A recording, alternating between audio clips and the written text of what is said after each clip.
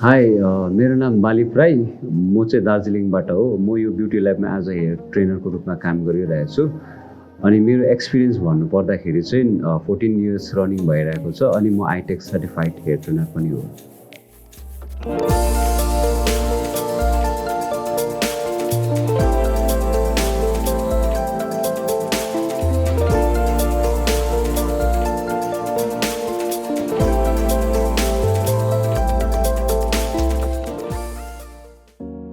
iTEC भनेको चाहिँ के हो?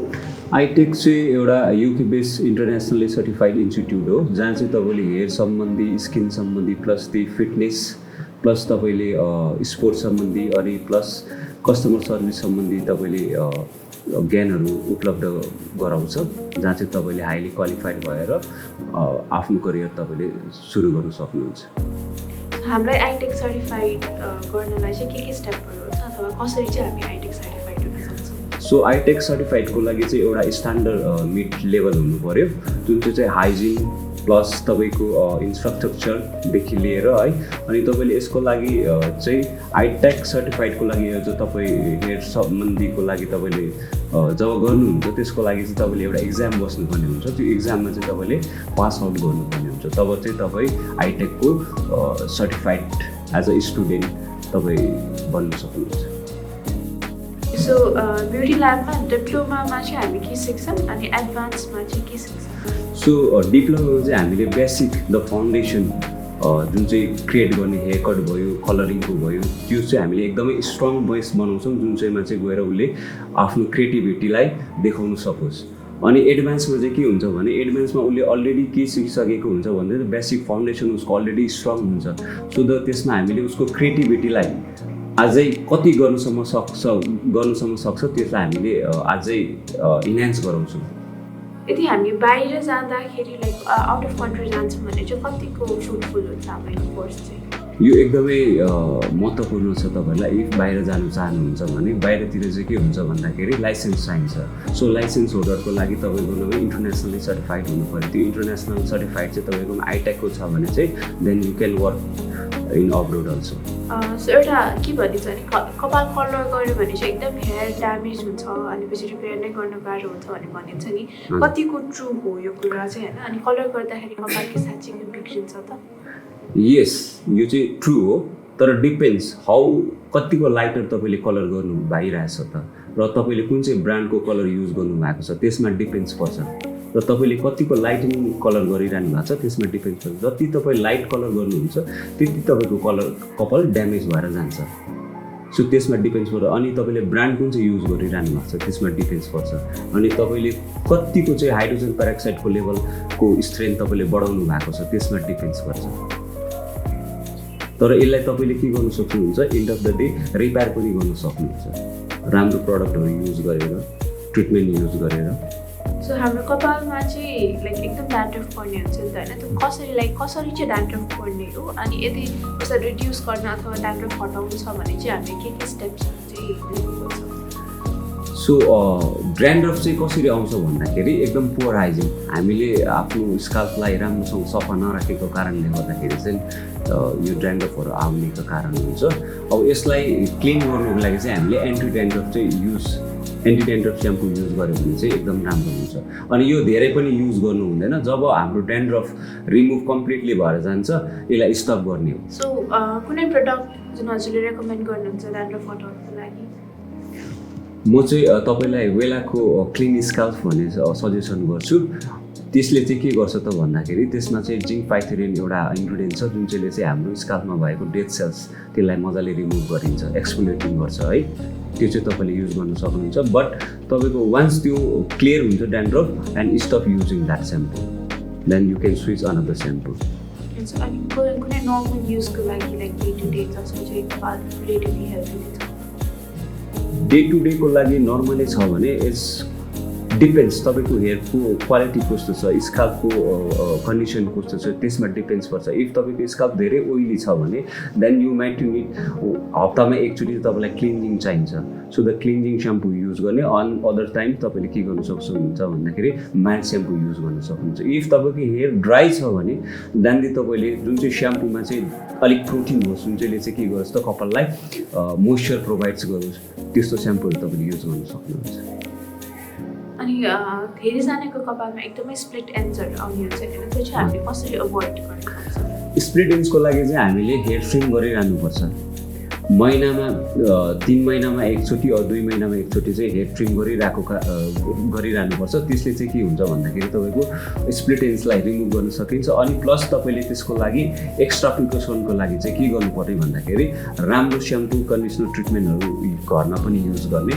सो त्यसले स्प्लिट एन्ड्स आउनु अलिक बन्द गर्छ। अब हामीले कुनै बेला हेयर कट लाइक नयाँ हेयर स्टाइल गर्नु मन लाग्यो भने होइन, कुन स्टाइल चाहिँ मेबी सुहाउँछ सुहाउँदैन भनेर जस्तो डिटरमाइन गर्न सक्ने केही छ मेबी गाइडलाइन्सहरू? यस, अब यो हेयर कटको लागि चाहिँ मान्छेलाई कस्तो हेयर कट सुट हुन्छ सुट हुँदैन भन्ने कुरा चाहिँ उसको फेसियल स्ट्रक्चर, उसको हेड स्ट्रक्चर है, उसको सेप, हेडको सेप, फेसको सेप, प्लस उसको हेयर लाइन, ग्रोथ प्याटर्न, यो सबलाई हामीले हेरेर मात्रै के गर्नु सक्छौँ त उसको हेयर कटमा हामीले सजेसन गर्न सकिन्छ। त्यसले चाहिँ इन्फ्लुएन्स गराउँछ त स्टाइलिङहरूमा। हाम्रो चाहिँ के बिलिभ हुन्छ भने ओइलिङ गर्दाखेरि चाहिँ हेयर एकदम हेल्दी हुन्छ, लाइक तोरीको तेल हुनसक्छ, कोकोनट ओइल हुनसक्छ होइन। सो यो चाहिँ कतिको ट्रुथ हो? अनि पछि के यो तेलहरूले चाहिँ एक्चुअलमा हाम्रो हेयरलाई राम्रो गर्छ कि गर्दैन? यस, गर्नु छ तपाईँको हेयरलाई राम्रो बनाउँछ। इट्स डिपेन्ड्स तपाईँले कुन चाहिँ ओइल युज गर्नुहुन्छ है। इफ तोरीको तेल युज गर्नुहुन्छ भने तोरीको तेलले तपाईँको कपाललाई केही पनि राम्रो बनाउँदैन। It's not help for hair है, हेयरको लागि त्यो हेल्प नै गर्दैन। इफ तपाईँले आल्मोन्डहरू युज गर्नुहुन्छ भने, जोजोबा ओइल युज गर्नुहुन्छ भने होइन, अनि अर्गान ओइल युज गर्नुहुन्छ, यो ओइलहरू चाहिँ के हुन्छ, यसको टेक्स्चर पातुलो हुन्छ, प्लस यसमा धेरै मात्रामा प्रोटिन हुन्छ। यसले के गर्छ तपाईँको कपाललाई रिपेयर पनि गर्छ अनि मोइस्चर पनि रिटेन गराएर राख्छ। त्यो चाहिँ लाभदायक हुन्छ। अदर्स त्यो तोरीको तेलहरू चाहिँ आई थिङ्क युज नगरेकै राम्रो।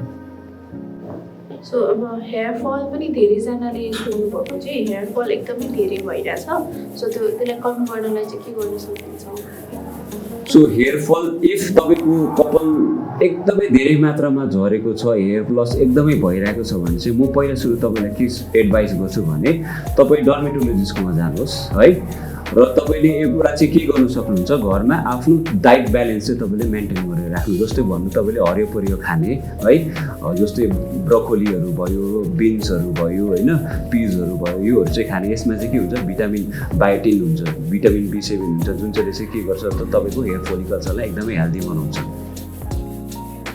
सो हामीले चाहिँ ब्युटी ल्याबबाट डिप्लोमा त्यसपछि एडभान्स गरिसकेपछि चाहिँ करियर अप्सन्सहरूमा चाहिँ के हुन्छ?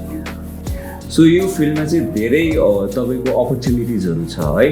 यो फिल्डमा तपाईँ के गर्नु सक्नुहुन्छ, एज अ स्टाइलिस्ट पनि तपाईँ बन्नु सक्नुहुन्छ, एज अ ट्रेनर म जस्तै पनि तपाईँ ट्रेनर बन्नु सक्नुहुन्छ, एज अ तपाईँ सेलुन अनर पनि बन्नु सक्नुहुन्छ। प्लस तपाईँको यो सोसियल प्लेटफर्ममा धेरै नै के छ त भन्दाखेरि अपर्च्युनिटिजहरू छ। प्लस त तपाईँले सेलिब्रिटी हेयर ड्रेसर पनि तपाईँ बन्नु सक्नुहुन्छ। सो हामीले कपाल कलर गरिसकेपछि चाहिँ वाट क्यान वी डु होइन, हेयरलाई हेल्दी नै राख्नुको लागि चाहिँ what can we do? If तपाईँले कलर गरिसक्नु भएको छ तपाईँको हेयरमा है, सो द कलर गरिसकेपछि के हुन्छ भन्दाखेरि हाम्रो हेयरको पिएच ब्यालेन्स अलिकति के हुन्छ त, अलिकति एल्कालाइन सर्टिफिकेट गएको हुन्छ। सो त्यसले गर्दाखेरि हामीले जहिले पनि कलर स्याम्पू नै युज गर्नुपर्ने हुन्छ। प्लस त्यसले के गर्छ त भन्दा त्यो कलर स्याम्पूले चाहिँ तपाईँको कलर पिगमेन्टलाई लक गरेर राख्ने, प्लस तपाईँको पिएच ब्यालेन्सलाई मेन्टेन गरेर राख्ने हुन्छ। सो त्यसले गर्दाखेरि चाहिँ कलर स्याम्पू चाहिँ it's very important after colouring, shampoo अनि कन्डिसनर चाहिँ। सो नर्मल सिचुएसनमा पनि how do we make sure कि हाम्रो हेयर चाहिँ हेल्दी रहोस्? नर्मल सिचुएसनमा पनि तपाईँले आफ्नो हेयर हेल्दी राख्नुको लागि के गर्नु पऱ्यो भन्दाखेरि द प्रडक्ट तपाईँले कुन चाहिँ युज गर्नुहुन्छ त्यसमा डिपेन्ड्स छ है। सो मैले अहिले पनि भनिरहेको छु तपाईँलाई, तपाईँको प्रडक्ट चाहिँ सुड बी तपाईँको हेयर इफ नेचुरल्ली ड्यामेज छ, नेचुरल्ली ड्राई छ, केमिकल्ली ड्यामेज छ भने चाहिँ तपाईँले के गर्नु पऱ्यो त इफ तपाईँको हेयर नेचुरली नै ड्राई छ भने देन एकदम हाई प्रोटिन भएको स्याम्पूहरू युज गर्नु भएन जस्तो नर्मल स्याम्पू तपाईँले युज गर्नु सक्नुहुन्छ इफ तपाईँको हेयर इज केमिकली एकदमै ड्यामेज छ भने देन तपाईँलाई एक्स्ट्रा प्रोटिन चाहिन्छ जुन चाहिँ तपाईँको कपाललाई हेल्दी राखोस्